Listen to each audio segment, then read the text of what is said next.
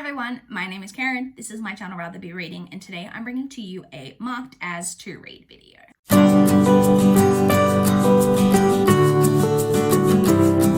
So if you guys saw just recently, I posted a catch up of all of the books that I marked as to read in the months of February, March, and April. And in this video, I'm going to talk about everything that I marked as to read in May and June. So in May, I marked 14 books as to read, but in June I only marked 3, which I think is the lowest number ever, but I was just really busy. I wasn't paying attention to like anything really book related as much in June. So yeah, my cats, you guys, can be a real pain, but I love them. I love them to death. So let's jump in and talk about all of the books that I marked as to read in the months of May and June. So the very first book that I marked as to read in May, I heard about on Missy from Binge Readers channel. She did a video about like anticipated reads. And the book is Sweetwater by Cara Reynard. This is a thriller. It's about a woman who is living kind of a really like, perfect quote unquote existence. I think she married her high school sweetheart. They're married. They have a teenage son. And they're really doing well for themselves, really quite well off. He comes from a wealthy family, all of that. When she gets a call one night from her son saying, please come help me, like something's happened. When her and her husband get there, it's to find their son with the girlfriend's dead body. They decide to cover it up. Whether we know that he's guilty or just we think he's going to be implicated, I don't know, but they decide to cover it up. And both her and her husband, but her husband's family, it's about her then, everything seems a little bit too perfect. The family cover it up a little too well. And she starts to get a little bit suspicious and stuff. I don't know too much about it apart from that, but it sounded very intriguing. The next book I heard about on Riley Marie's channel, and that is a book called Dark House by Katrina Halley. This one is about a woman who can see ghosts. And I believe that she decides to take a job on as a presenter on a web series to do with kind of ghost hunting or something. I know that they go to a haunted lighthouse. I believe this is the first in a series. I say haunted lighthouse, girl who can see ghosts, woman who can see ghosts. Yes, please. Sounds delightful. The next one I heard about on Books and Lala's channel on an anticipated releases video that she did. This is The Baby Is Mine by Oyinkan Braithwaite. Oyinkan Braithwaite is the author of My Sister the Serial Killer, which I haven't read, but I do own on ebook and I'm very interested in reading. This one I think might be short stories, but I know it's about someone who turns up, but I'm not sure how the short stories tie in, but I believe it's about someone turning up to a cabin or something, I believe in Nigeria, and there are 2 women there with a baby in a crib, and both women are claiming to be the mother of this baby. I'm not sure what happens from there, but it just sounded very, very interesting. The next book that I marked as to read is one that I've heard about quite often over the years, but I've never really known too much about it. I've always been vaguely interested, but didn't really know anything about it. And then I think it was a book olive that I heard talking about it, and it's The Magpie Murders by Anthony Horowitz. And I believe it's about a book editor, and she gets the latest manuscript from this really popular mystery writer who writes an Agatha Christie-esque detective series. But then it's about a story within a story, she is seeing some other story within his story. So I guess for us, it's a story within a story, because we're reading this story of her editing a story with a story within that. I don't know, that could get confusing maybe, but a book that has really positive things to say about it. Like I say, I've always been vaguely interested in it, so I marked that one as to read. I then have one that I heard about on That's What She Read's channel called Now You're One of Us by Asa Nonami. This one I think is Japanese fiction. And it's about a woman who marries into this family who have I think are a little bit strange. They have all of these weird rituals and all of this type of thing. I don't really know too much about it apart from that, but it was compared to Rebecca and Rosemary's Baby. I mean, I love both of those things, so I was definitely interested. My cats, you guys. Enough. The next 2 I heard about on a Goodreads blog post for summer's hottest books of the season.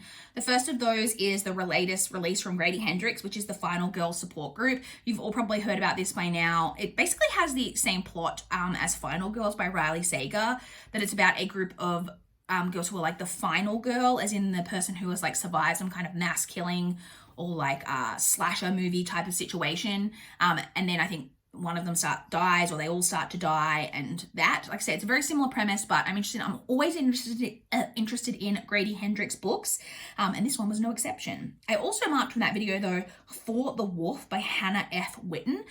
I'm not sure if this one is YA or adult, but I think it might be YA, and it's about a girl who is the second daughter, and she's like the second daughter to be born in like a century, which means that she has to be sacrificed to the wolf, and she is kind of like has magic within her that's like cursed with like some kind of magic. However, she like gets sacrificed or whatever, only to then for her to discover that the wolf is not a wolf, it's a man, and that her magic is maybe not a curse after all. I don't know, I was just intrigued. This one was compared to Uprooted, and I think And the Bear and the Nightingale, so I was very intrigued. Just sounds very interesting. The next one I heard about on another Goodreads blog post about books hitting shelves. This one is called Madam by Phoebe Wynne, and there were two descriptors that made me interested. The first one was just that it had the word gothic immediately drawn in. Then it also says ancient Scottish boarding school with dark secrets. And it's also described as being darkly feminist. Like that is just ticking so many of my boxes. So I marked that one as to read. I don't know if you guys can just hear constant cat growling in the background. One of my cats is incredibly territorial. And when she gets in like a mood, if my other cat comes anywhere near her, she will just growl at him. But he takes that as a challenge and will just constantly try to push her buttons by like slowly creeping up on her constantly. And so it's just a constant battle and it drives me absolutely nuts. Next is a book that I've heard about for a really long time. I've always been interested in and then just randomly discovered that I'd never marked it as to read. And that is Into the Drowning Deep by Mira Grant, which is a pseudonym for Seanan McGuire.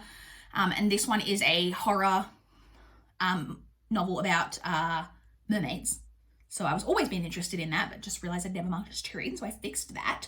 And then the final 5 that I marked as to read in May, I all heard about on Riley Marie's channel. The first one is Foul is Fair by Hannah Capin. I don't know too much about it, except that I believe that it's a rape revenge story, which I'm always kind of interested in, because I'm always interested in like victim blaming and slut shaming as a theme in my books. The next one I marked as to read was You Must Not Miss by Katrina Leno, which again I think has similar themes of sexual assault. But it's about a girl who, because Katrina Leno's books, from what I understand, always have kind of a speculative element. And this one is about a girl who is always dreaming up a place that she refers to as near, which is like kind of her perfect world. But I believe that she's like writing about it in a journal, and she somehow writes it into existence in her backyard. And it's like her perfect world where she can like do anything, including revenge. So like I said, similar themes there. The next one is Alatsaway by Darcy Littlebadger, who I have heard Books and Lila talk about quite often, but for some reason I was never really clear on the plot. And then when I heard the plot when Riley Marie was talking about it, I was like, oh, I'm actually really interested in that. I think this is YA, and it's about a girl who I believe can raise the ghosts of animals. But then I think her cousin is murdered and it's kind of a mystery. I know this is like Indigenous Canadian author, I believe, so very interested in that. I then marked as to read The Midnight Library by Matt Haig. I finally marked this one as to read, and I have since actually bought the ebook of this, which I've already hauled on my channel. This one is about a woman who I believe takes her own life. She's in kind of a like purgatory limbo type of place, where in this library she can basically take books off the shelves that will show her what her life would have been if she'd made different choices at like key parts in her life. So intrigued by that premise. And then the final one that I marked as to read in May is The Hollow Places by T. Kingfisher. This one is a horror fantasy novel about, I think it's about a woman. She goes to like her uncle's house. She's clearing out his basement or something when she discovers like a portal to like some kind of like world. And there's, I think it's painted on the wall, Pray They Are Hungry. I don't know. I've heard very mixed reviews of this book too, but it sounds incredibly interesting and creepy. So I'm interested in that. And then, like I said, I marked 3 books as to read in June. The first of those was just based on the author. So I recently read, and I've talked about on my channel, The Last House on Needless Street by Katrina Ward, and I really, really enjoyed it. So I kind of looked into some of her past releases and decided to mark as to read Raw Blood by her. This one is about a father and daughter who live out in kind of an isolated mansion somewhere. I think it might be on like kind of a cliff sea setting. I don't know if that's true or if I've just invented that in my head. But their disease confines them to the mansion. I don't know why.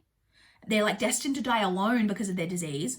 Not really sure why. But then I think it's about the daughter falling in love. Now, this one has quite low ratings. But like I said, I really enjoyed Katrina Ward's release of The Last House on Needless Street. So I would love to go back and read some of her earlier publications.